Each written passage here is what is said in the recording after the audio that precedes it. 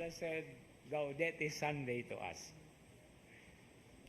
Why is this always the case whenever seasons like Advent and Lent?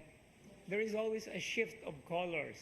Now, actually, if you study the primary colors, purple or violet is actually very much close to pink. You just add white to the violet and it will become rosy pink, no? To that point. Sometimes people will say, even red, you put white, no? So what is the significance of the white being, actually it's not a color, no? It's a shade. The white actually modifies or actually moderates something that is very strong, and to give a sense that there is light-heartedness. And light-heartedness is another way of saying joy. And that's the reason why Gaudete Sunday, coming from the Latin word gaudio, no, is actually, I praise, actually, I thank. It's actually used in the Latin expression as you're welcome. You know, in Latin, if somebody says to you, thank you, no, which is actually gratias tibi ago, no, your answer is gaudeo. No, gaudeo is the first person from where gaudete comes from. And gaudeo is I rejoice. No? And that is the essence of saying you are welcome. No? When somebody gives thanks to you. Ano man, the one to whom you say you are welcome, is the one you are saying thank you, actually has the great desire that you will be happy, no? Sa iyang gihatag, because of the thing or the blessing or the grace that is given. That's why the response is always, I am glad. No? I am glad nga imo kong gihatagan. No? And this is the very essence of the Gaudete Sunday. We rejoice because God has given us. But what is so significant here in our celebration, based on the readings that we have, the first reading actually presents a twofold rejoicing. First, it is addressed to the people of Israel. It is addressed to all of us. Rejoice because of God's graciousness, because He has sent His Son, He has come into our midst, He has saved us. But then towards the end of the first reading, it also shifts something, it shifts something to the rejoicing that is also coming from the Lord. In other words, when we are glad, when we are rejoicing, when we are grateful, God also rejoices with us. And this is now what is so beautiful about this season, the season of giving that brings joy. However, we are reminded through the gospel reading that this joy is not just only something that is done or that is given, that is expressed because we have received something good and beneficial. St. John, the baptizer into this gospel reading, a continuation of the introduction last Sunday, actually exhorts the people. The crowds or the many people that came to him to be baptized, when he said, you have to change your lives, no? Because he is actually like threatening, because if you do not change, you are baptized, you are not changed, God will still be punishing you if you do not mend or change your ways. And so we have now the threefold questions here in our gospel reading. First, the crowds, what should we do? Second, the tax collectors, what shall we do?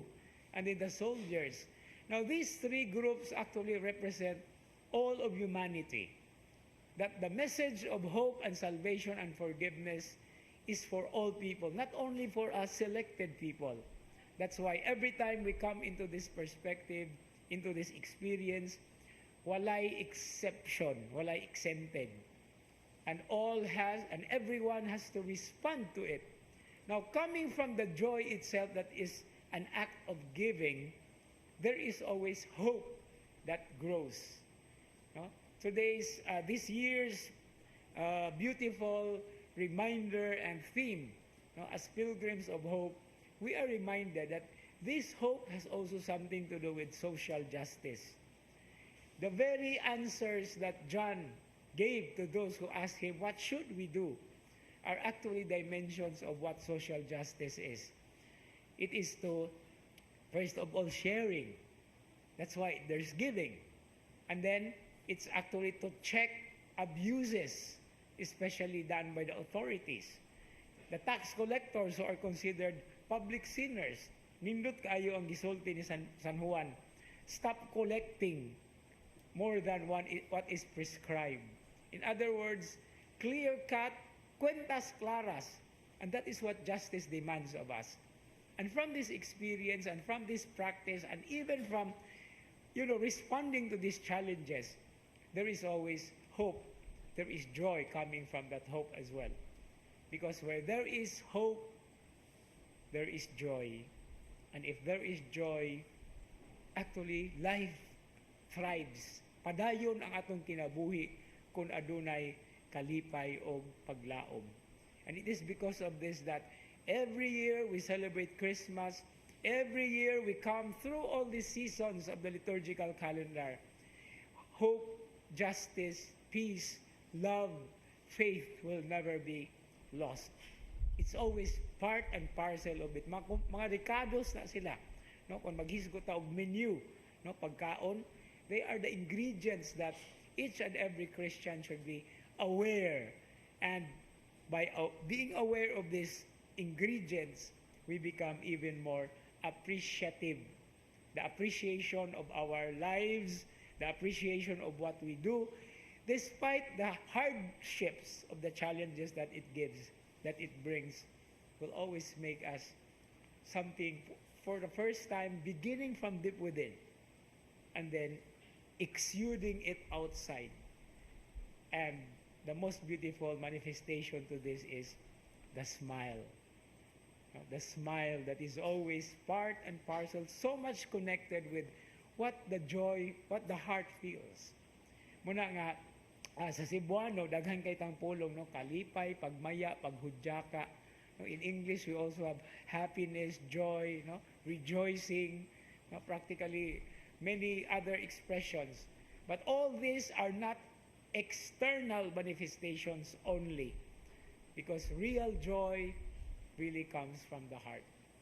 And as the old expression would go, no? Na idea nga, what is joy after all?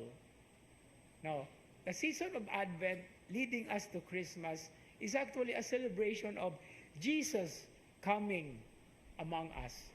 And He is not just among us, He is also under us, protecting us, on our sides, even at the back, and even in front of us. And there is one dimension that is lacking. Because when Jesus has come, He has already come. He is always over us. And that is what joy is. And according to the acronym, joy is Jesus over you. Jesus over us.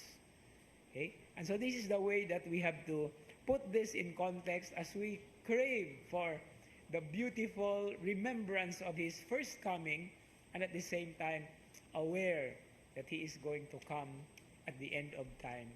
The exact time we do not know yet.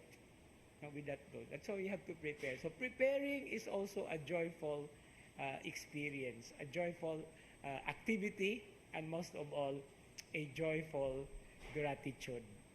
Diha sa pagkamapasalamaton sa kanunay nga pagbagbaya o pagkamalipayon. Amen.